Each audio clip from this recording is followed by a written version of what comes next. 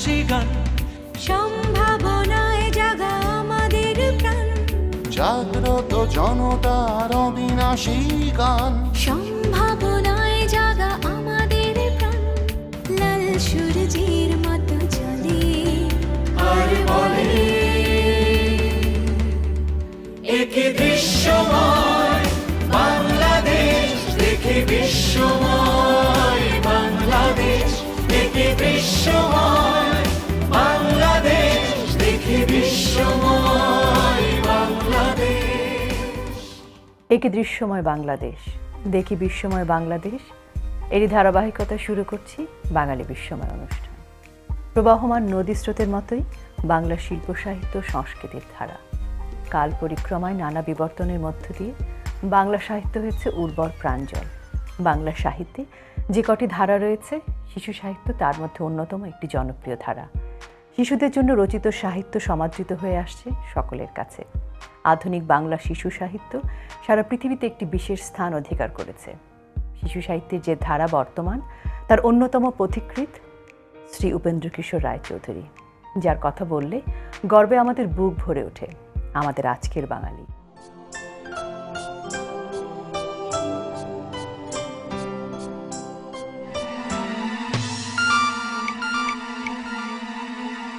কবে যে তোদের খাবো।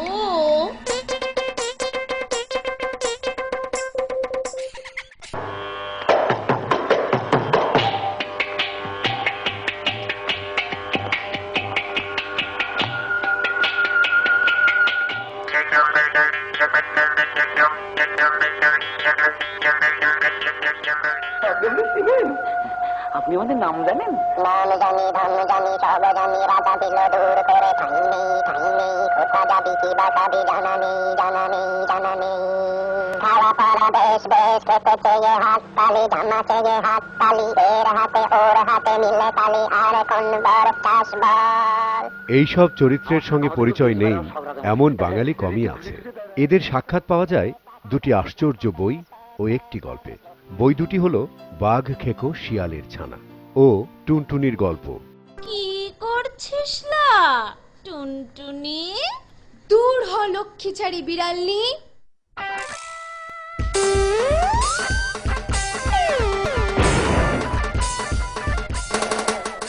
আর গল্পটি হল গুপি গাইন বাঘা বাইন। আর রাজামশাই, যদি আমরা গান বাজনা করে লোককে একটু খুশি করতে পারতাম। হবে হবে হবে, গান হবে, ঢোল হবে, সুর হবে, তাল হবে, লয় হবে। আর এই সব চরিত্রের স্রষ্টা হলেন উপেন্দ্র কিশোর রায়চৌধুরী। যাবে, থেমে যাবে। 20 শতকের গোড়ার দিকে বাংলার উল্লেখযোগ্য ব্যক্তিদের একজন ছিলেন তিনি। তাঁর পরিণত জীবনের প্রায় পুরোটা সময়ই কলকাতাতে কেন্দ্রীভূত হলেও তার ভিত্তিভূমি ছিল বাংলাদেশ।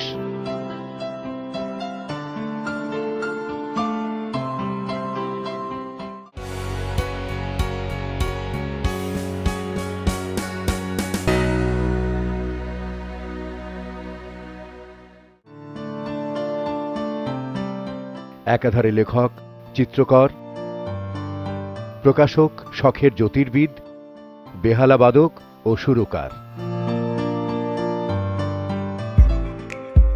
গুপি গাইন বাঘা বাইন, টুনটুনির বই তাঁরই অমর সৃষ্টি। প্রতিনিয়ত চেষ্টা করে গেছেন লেখা ও রেখায় সন্দেশ পত্রিকার মানের উন্নতি ঘটাতে।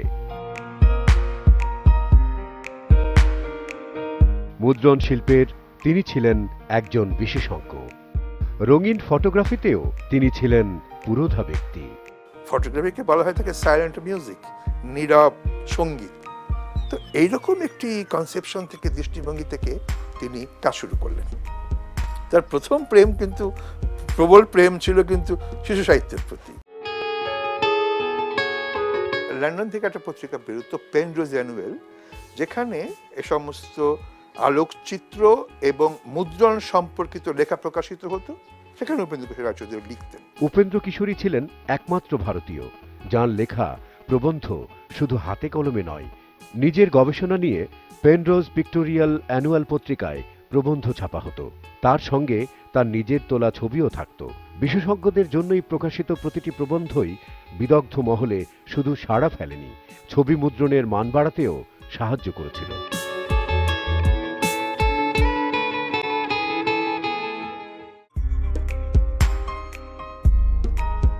পাঁচ ভাইয়ের মধ্যে তিন ভাই উপেন্দ্র কিশোর, কুলদা রঞ্জন ও প্রমোদা রঞ্জন ব্রহ্ম ধর্ম গ্রহণ করেন। তা সত্ত্বেও পাঁচ ভাইয়ের মধ্যেই সৌহার্দ্য চিরকাল অটুট ছিল। উপেন্দ্র কিশোর ছোটদের সামনে যে জগৎ তুলে ধরেন তা যেন রূপকথা থেকে খানিকটা স্বতন্ত্র, অনেকখানি বিশ্বাসযোগ্যভাবে ঘরোয়া লোককথা, তবে কোনোভাবেই তা নিছক কল্পকথা নয়। পাখিটা বলছে কি মজা রাজা খেলে ব্যাং ভাজুয়া।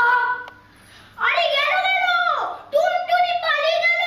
সিপাই ওকে ধরো। চলো ধরো আমার না। ছোটবেলা মানেই তো পাখির মতো উড়ে বেড়ানো, ঘুরে বেড়ানো। টুনটুন পাখির মতো যে জীবন ছিল আমাদের, সেই জীবনে ছড়া কবিতা গল্পের মধ্যে ডুবে থাকতে গিয়ে যার লেখা পড়ে সবচেয়ে বেশি মজা পেয়েছিলাম সেটা হচ্ছে উপেন্দ্র কিশোর রায়চৌধুরী। তার টুনটুনির গল্প সেটা আজও মনে আছে। এই এত বয়সে এই জীবনে এসেও উপেন্দ্র কিশোরকে ভুলতে পারি না। আর পারি না এজন্যই যে সন্দেশ নিয়ে তিনি আমাদের শিশু সাহিত্য বা কিশোর সাহিত্যের জীবনকে পাল্টে দিয়েছিলেন। সে কবে সন্দেশ বের করে তিনি কৌতুক, ছড়া, কবিতা, গল্প আর হাসি আনন্দ দিয়ে সারা বিশ্বের খবর দিয়ে মাতিয়ে দিয়েছিলেন সাহিত্যের ভুবনকে।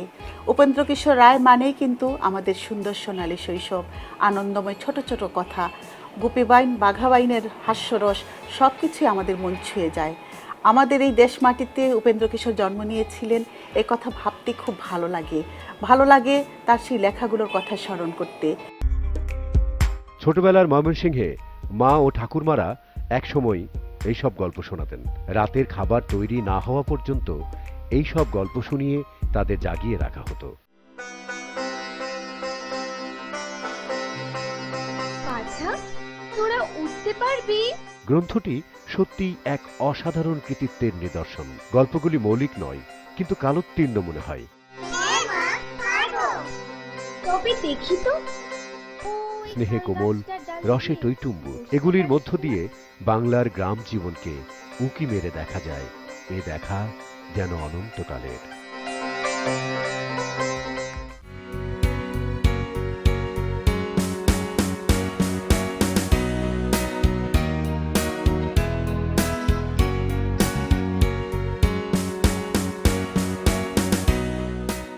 1863 সালের 10ই মে কিশোরগঞ্জ জেলার কটিয়াদি উপজেলার বনেদি রায় পরিবারে উপেন্দ্র কিশোর জন্মগ্রহণ করেন। পিতা কালীনাথ রায়ের ডাকনাম শ্যাম সুন্দর মুন্সী। উপেন্দ্র কিশোর তাঁর দ্বিতীয় পুত্র সন্তান। নানা বিষয় জড়িয়ে রেখে উপেন্দ্র কিশোর 1879 সালে ময়মনসিংহ থেকে বৃত্তিসহ এন্ট্রান্স পরীক্ষায় পাশ করে পড়তে এলেন কলকাতার প্রেসিডেন্সি কলেজে। আর এখানেই উপেন্দ্র কিশোরের ময়মনসিংহ জীবনের সমাপ্তি ঘটল।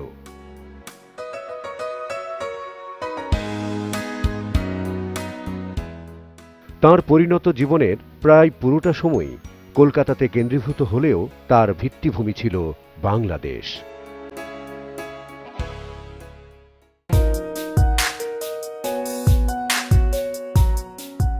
প্রথম দিকে যেসব ব্লক ব্যবহার করা হতো সেগুলো ছিল কাঠের, তাতে সূক্ষ্মতার অভাব। মুদ্রণ নিয়ে অতৃপ্ত উপেন্দ্র কিশোর 1885 সালে বিদেশ থেকে তখনকার দিনের আধুনিকতম মুদ্রণ মেশিন নিজের খরচায় আমদানি করে 7 নম্বর শিবনারায়ণ দাস লেনে ভাড়া বাড়ি নিয়ে নতুন ছাপাখানা খোলেন।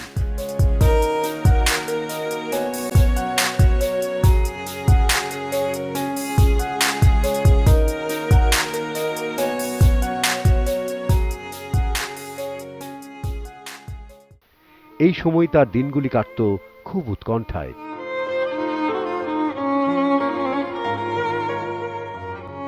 কিন্তু সন্ধেবেলায় বেহালা নিয়ে বসতেন। বেহালা বাজানোর মধ্য দিয়ে সব চিন্তা তার চলে যেত, যেন একটা সান্ত্বনা খুঁজে পেতেন।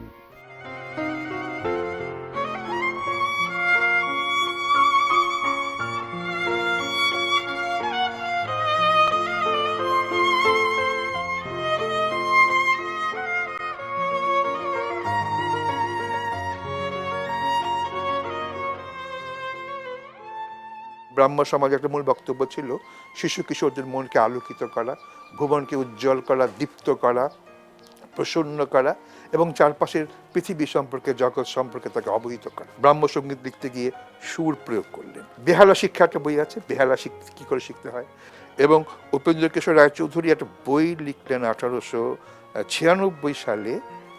সেটা হচ্ছে ইন্টারেস্টিং বইটার নাম শিক্ষক ব্যতি রেখে হারমোনিয়াম শিক্ষা। ডোয়ারকিন, দারাকরণ গঙ্গোপাধ্যায়, তারা তখন হারমোনিয়াম তৈরি করছে, রিড তৈরি করছে।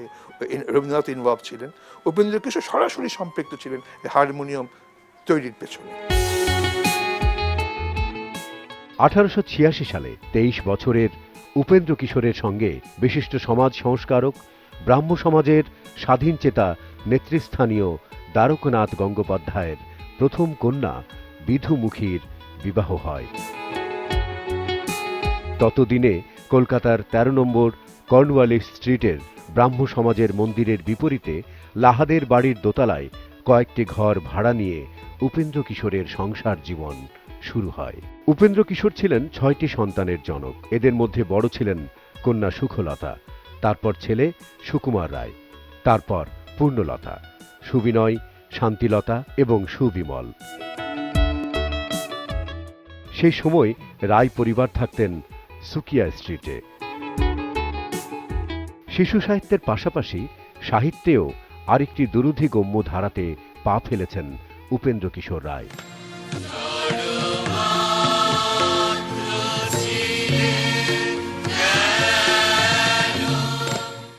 বহুল প্রচলিত ব্রাহ্ম সঙ্গীত বের হয়েছিল তারই কলম ধরে। গীত রচনার পাশাপাশি সমকালীন বিভিন্ন পত্রিকাতেও সঙ্গীত বিষয়ক লেখা চলছিল তার। উপেন্দ্র কিশোর রায়চৌধুরী হচ্ছেন হাফটন ব্লকের একেবারে পথ প্রদর্শক। এর আগে কাঠের ব্লকে ছাপা হতো, একটু ঝাপসা, অস্পষ্ট, অত তীক্ষ্ণ সুন্দর ছাপা হতো না। 1895 খ্রিস্টাব্দে বাংলায় সর্বপ্রথম তার নিজের নামে একটি মুদ্রণ প্রতিষ্ঠানের যাত্রা শুরু হয়। এই প্রতিষ্ঠানের নাম হয় U Ray and sons.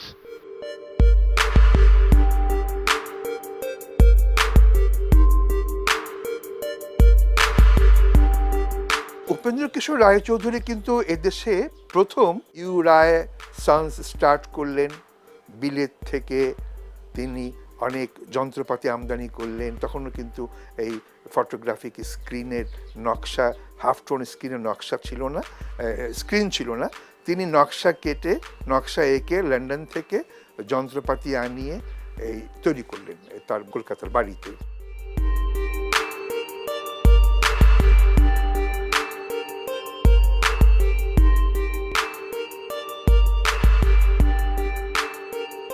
You Ray and সন্সের প্রতিষ্ঠা চিনিয়ে দেয় বিজ্ঞান মনস্কতা ছাড়াও আপাদমস্তক স্বাদেশিক চিন্তাধারার একজন মানুষ উপেন্দ্র কিশোর রায়কে। 1910 সালে যোগীন্দ্রনাথ সরকারের সিটি বুক সোসাইটি থেকে উপেন্দ্র কিশোর প্রথম গ্রন্থ ছেলেদের রামায়ণ প্রকাশ করেন, যার পাণ্ডুলিপি প্রুফ সংশোধন করে দেন স্বয়ং রবীন্দ্রনাথ ঠাকুর। এলো ধড় মড়িয়ে, তাদের করেন মেরে পাঠ।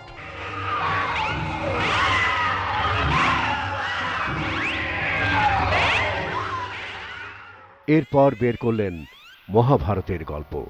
মহাকাব্যের মতো ইতিহাসের আয়নাকে উপেন্দ্র কিশোর ছোটদের সামনে তুলে ধরলেন ছোটদের মতো করেই। সেই মন্ত্র কাটান গেল যে, রাক্ষসেরা বাঁধলো দড়ি দাঁড়া। ফিরে এসে হনুমান রামকে দিলেন রাবণের হাঁড়ির খবর। তখন লঙ্কার দিকে শুরু হলো যুদ্ধ যাত্রা। তখন লঙ্কার দিকে শুরু হলো যুদ্ধ যাত্রা।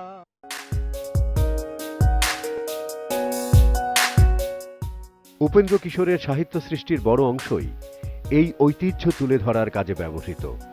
মহাভারত, শিশু পাঠ্য সংস্করণ ও বাংলার উপকথার সংকলন টুনটুনির কথা প্রকাশ করে শিশু সাহিত্যিক ও চিত্রকর হিসেবে বিপুল খ্যাতি অর্জন করেছিলেন, যা এখনো একইভাবে সমান জনপ্রিয়।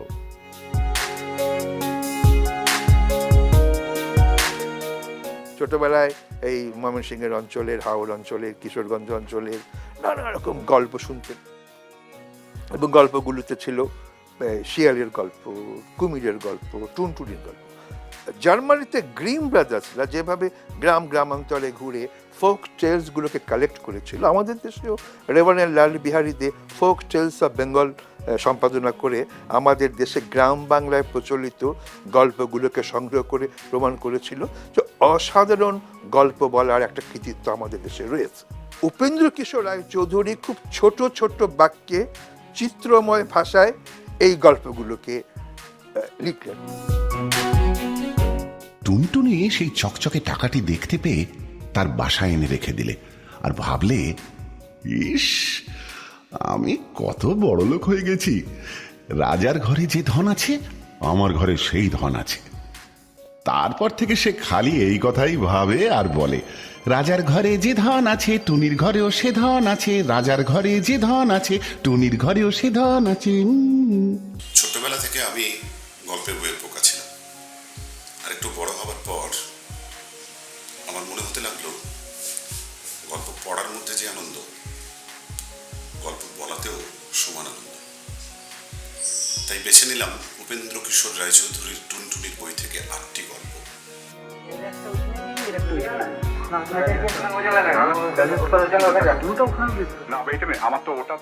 তিনি চলিত ভাষাকে ছোটদের সাহিত্যে এমন সুচারুভাবে ব্যবহার করলেন যা তার পূর্বে কেউ আর করেনি। এ সময় চলিত ভাষার বর্তমান রূপ পায়নি। কথ্য ভাষা এক এক স্থানে ভিন্ন রূপে প্রচলিত ছিল। বলা যায় আজকের চলিত ভাষার সাহিত্য গড়ার যুগ শুরু হয়েছিল সে সময়ই। তার গুপি গায়েন বাঘা বাইনের অসাধারণ ভাষাশৈলী আজকেও আমাদের মুগ্ধ করে। 1963 সালে সুকুমার রায়ের জন্মশতবার্ষিকী উপলক্ষে তার পুত্র চিত্র পরিচালক সত্যজিৎ রায় উপেন্দ্র কিশোরের লেখা গুপি গাইন বাঘা বাইন কাহিনীটি, যেটা সন্দেশে ছাপা হয়েছিল, ওটা চিত্রায়ন করেছিলেন।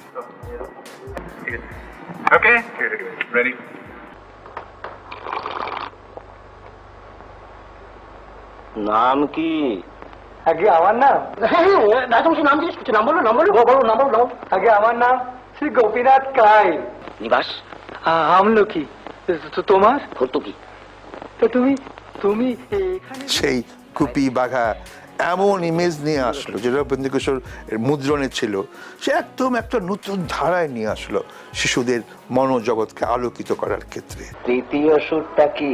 তৃতীয় সুর গা। ষষ্ঠ সুর ধা। দুয়ে মিলে কি হয়? দুয়ে মিলে একে গাধার পিঠে তুলে গ্রামের বাইরে বার করে দিয়া। এই ক্ষেত্রে বলা যেতে পারে যে তিনি সমকালকে অতিক্রম করে আধুনিক চাহিদাকে মেটাবার মতন ক্ষমতা সুকুমার রায়ের যেমন ছিল, উপেন্দ্র কিশোরের অসাধারণ ছিল।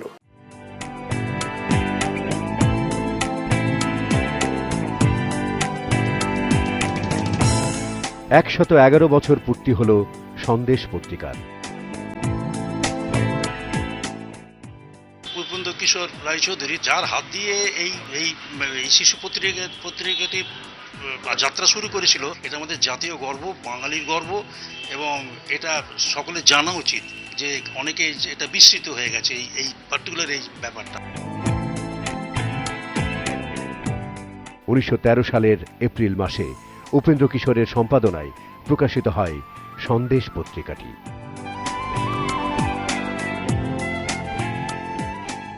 1913 সাল বাংলা শিশু সাহিত্যের প্রকাশনার ইতিহাসে একটা উজ্জ্বলতম অধ্যায়, কারণ সন্দেশ পত্রিকার প্রকাশ পাল্টে গেল। অজানা অঞ্চলের কাহিনী লিখলেন, তুন্দ্রা অঞ্চল, মেরু অঞ্চল, সেকালের কথাই লিখলেন, অতীতকালের সেই প্রাণীগুলির কথা, ডাইনোসরের কথা ছবি আঁকলেন, আর্কিওপটেরিক্স পাখি। তার মনটি ছিল আধুনিক, বিজ্ঞান মনস্ক।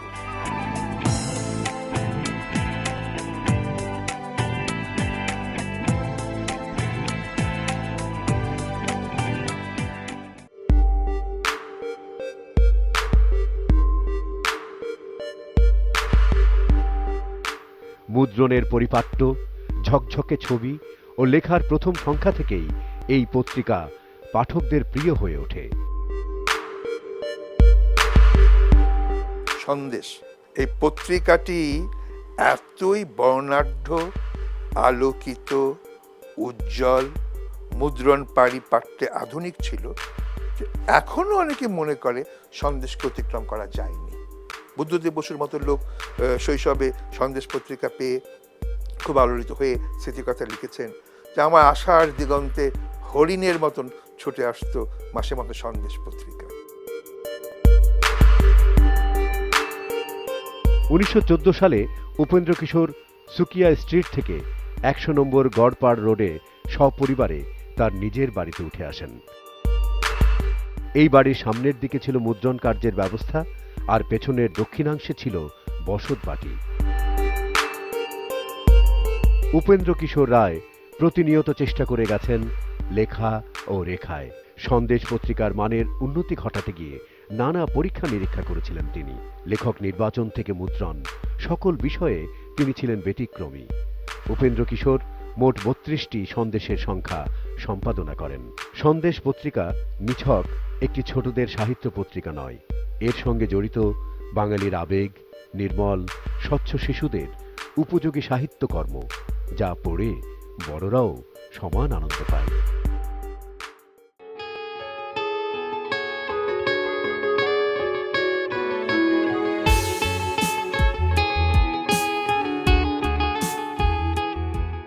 মুদ্রণ শিল্পের নমুনা হিসেবে সন্দেশের কোনো তুলনাই ছিল না। 1915 সালের 20 ডিসেম্বর মাত্র 52 বছর বয়সে উপেন্দ্র কিশোর ভারতের গিরিডিতে পরলোক গমন করেন।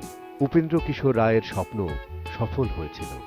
তার মৃত্যুর পর এই সন্দেশ পত্রিকাটি সম্পাদনা ও প্রকাশের দায়িত্ব গ্রহণ করেন উপেন্দ্র কিশোরের কৃতিপুত্র শ্রী সুকুমার রায়।